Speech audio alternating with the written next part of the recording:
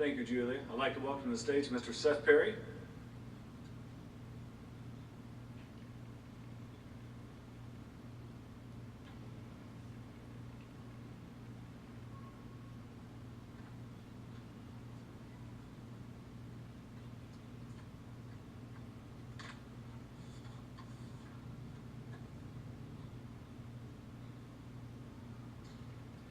In order to survive in marching bands, you must understand the concept of time. There are people walking very close to you with very large metal instruments that could lead to your possible demise. And if you step in the wrong direction at the wrong time, you could end up on the bottom of a very painful pile. To prevent this, we employ 2 students to stand on platforms above the field and wave their entire upper torso in time with a battalion of kids to hit stuff against other stuff. Thus, there are both auditory and visual cues to remind you when to step with your left foot and when to step with your right foot. However, even in the strict regimentation of formations and drills that comprise a marching show, there are fluctuations. The drum major may decide to lengthen a phrase for a dramatic effect, or she could raise the tempo to get the band up to speed. Similarly, there have been periods of our high school career that seem to take forever to arrive.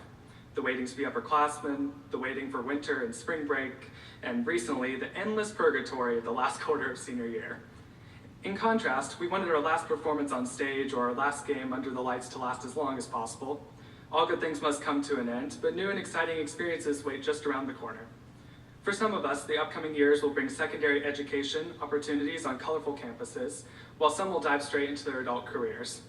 Others will choose to see the world, experiencing new cities, countries, and continents.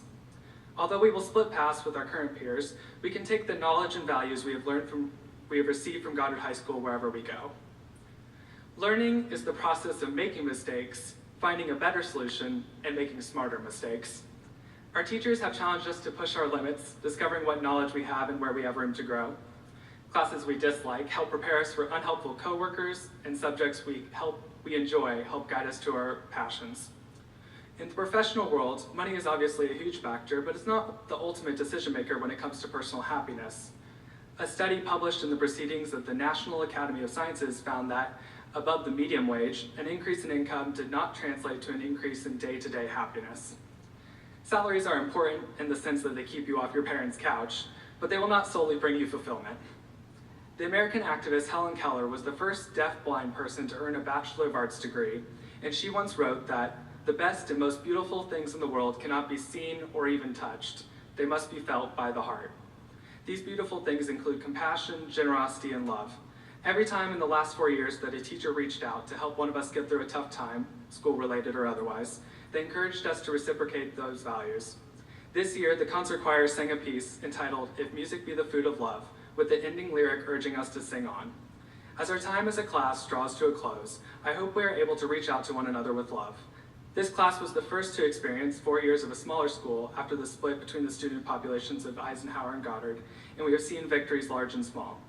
Whether in academics, athletics, music, or theater, these seniors have aimed high and achieved and reached their goals. I am proud to be a part of the class of 2016.